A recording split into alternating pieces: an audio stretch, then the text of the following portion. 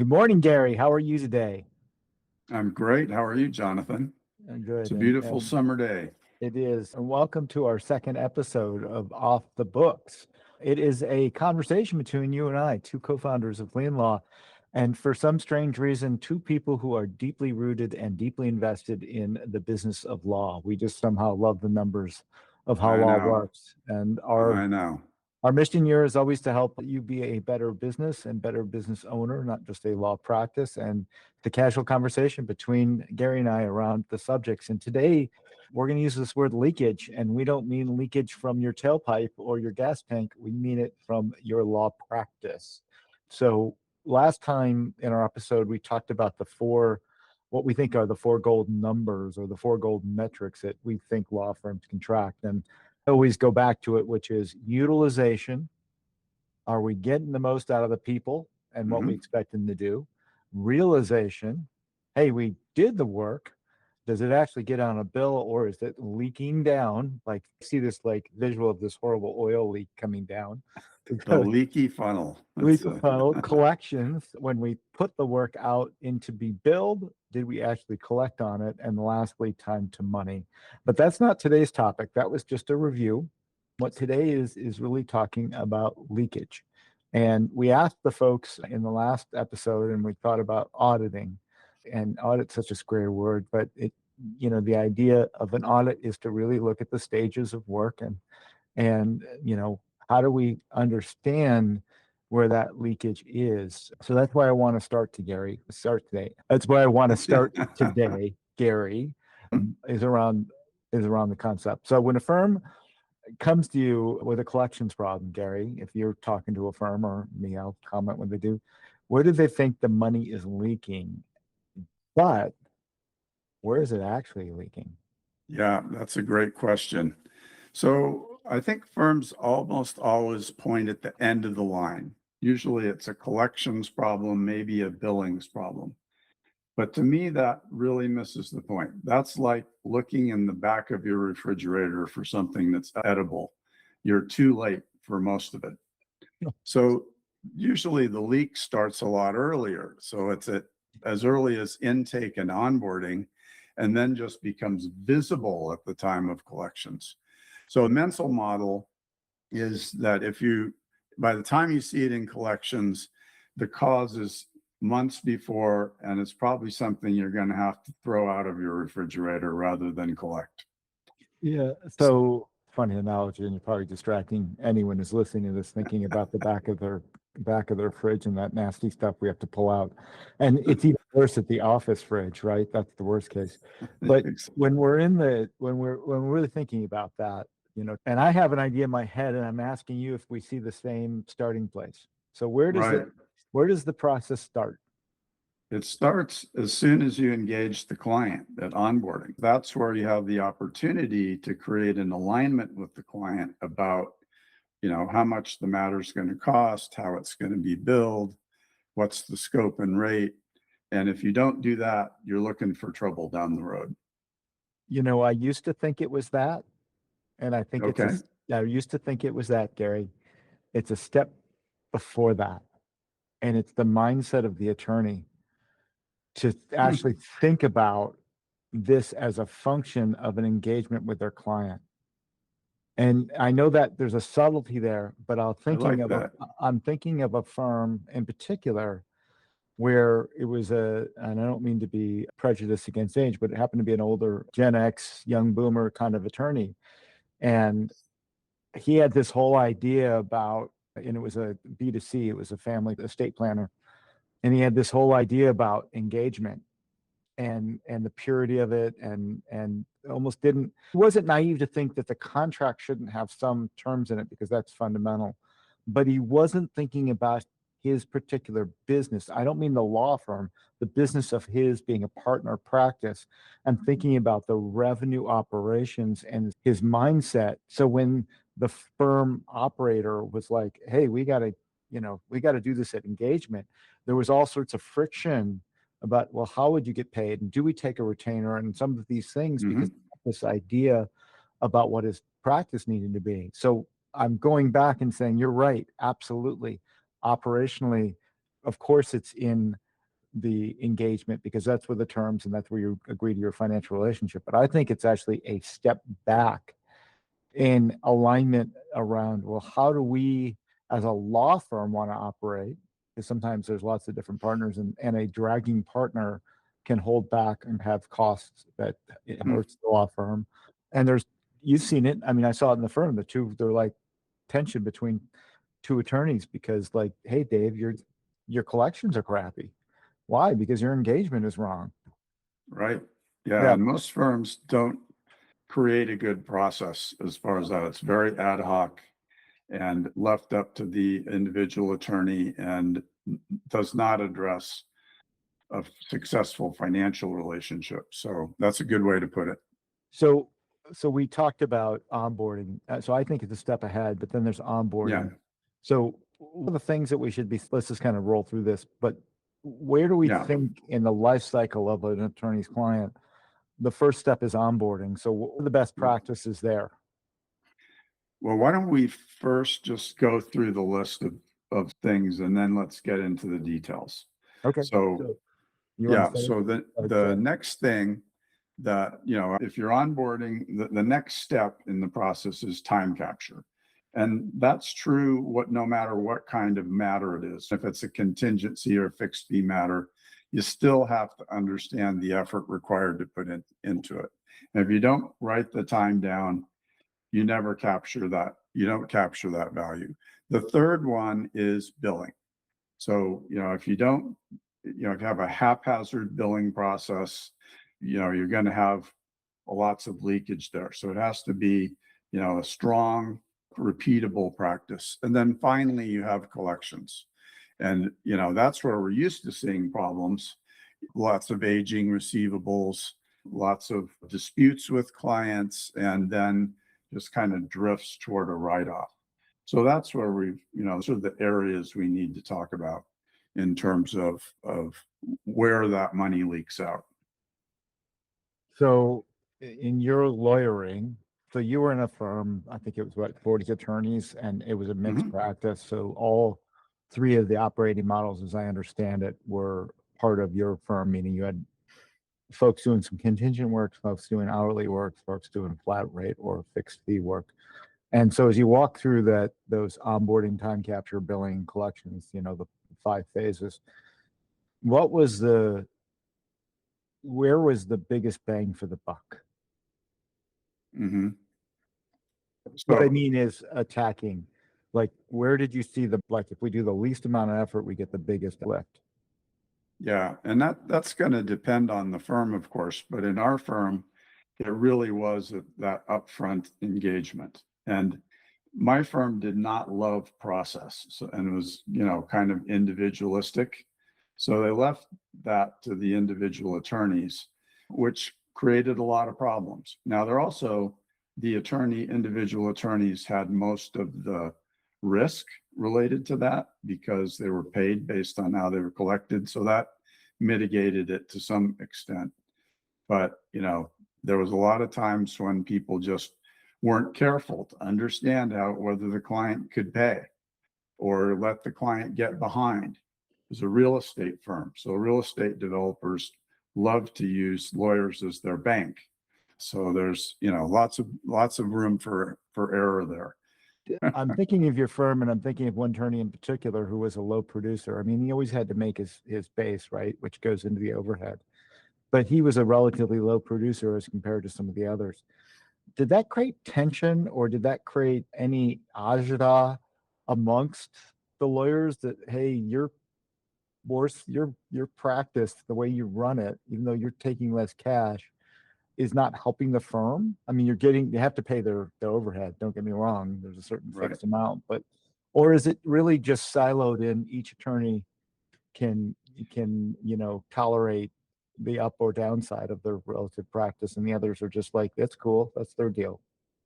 Yeah. I mean, somebody who was not a high producer and still had to bear overhead, the overhead was fixed per lawyer. So it was pretty high for somebody who was a low producer. So they tended to self-select themselves out Mm. of that. But, like where we did have a huge amount of agita was around our contingency practice when we had that many years ago. And the stress that put on cash flow, and, the lawyer in charge was not very good at assessing the risk of some of these matters. So that was almost a firm ending type of problem. Right. And so what I'm hearing you say is that these worst practices not just have a bottom line about what cash a particular person can own, but they can quantify. That's why I go back to my first premise, which it starts with the culture and the lawyer, and Mhm. saying that can have impact in terms of spillover risk, contingent. Maybe not everyone is as stringent and supportive of the core base, the overhead they had to cover. So there's some other consequences in the fragility of partnerships that poor billing habits can make.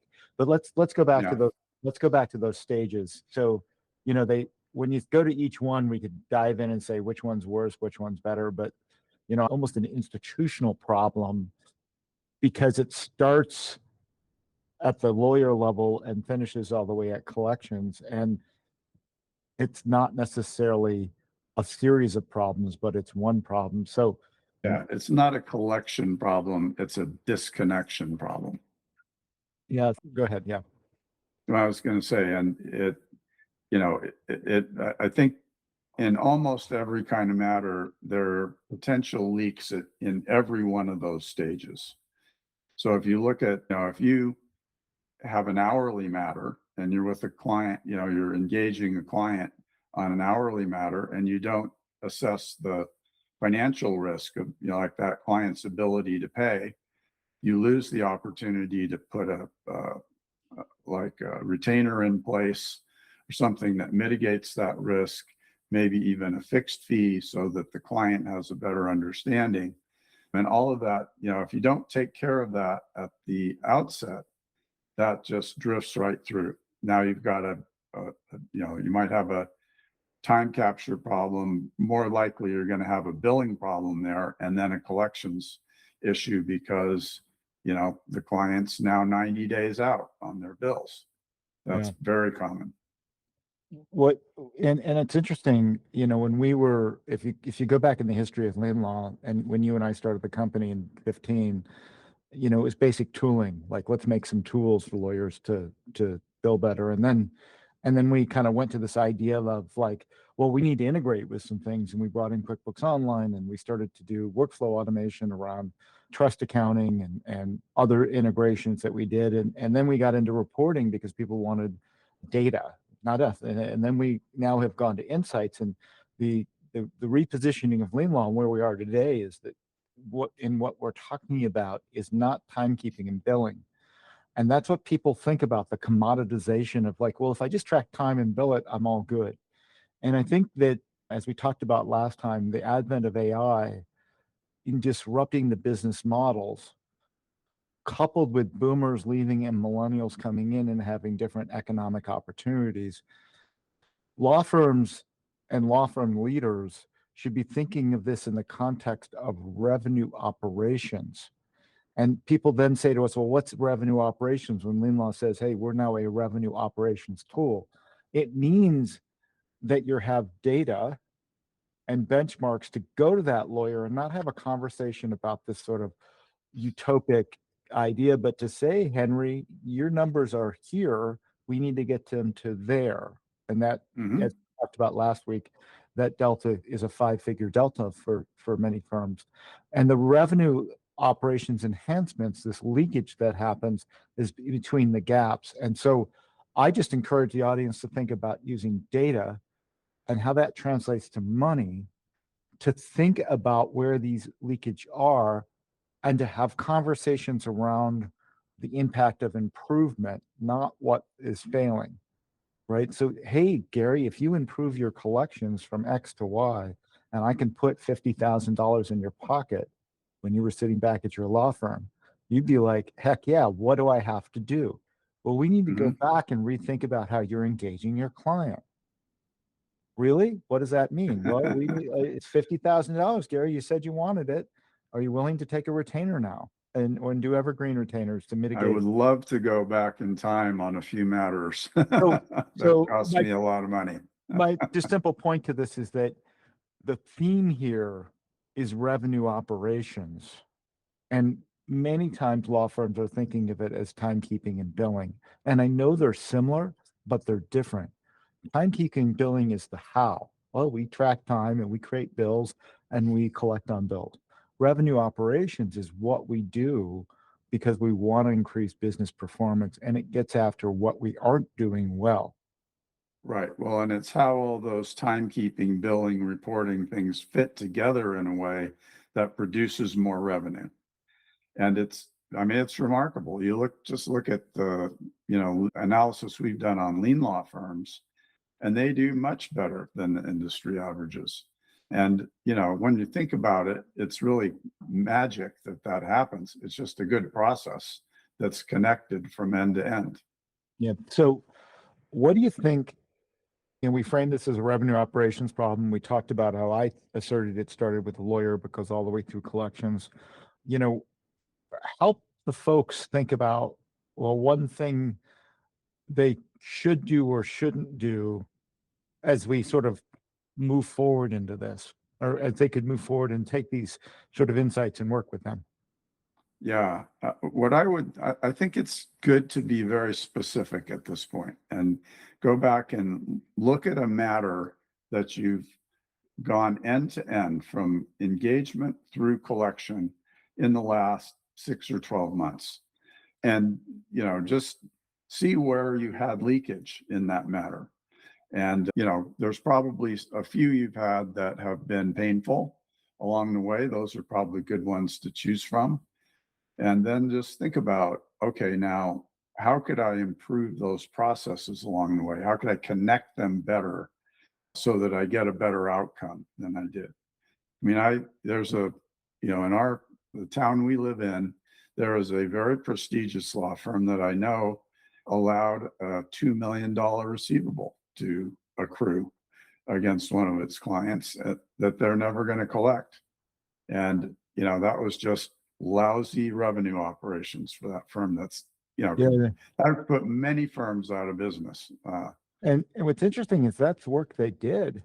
So that's like the Right. plumber coming to your house and redoing all of your old crappy metal lead pipes and bringing into new ones, and then walking out of the house and saying, hey, whenever 60 you get a days from now. chance, and I'll send you an invoice 90 days from now and expect you to pay it, right? And most of us will, but a plumber never walks out of the house without a credit card processing it. I don't get why banks are even Exactly.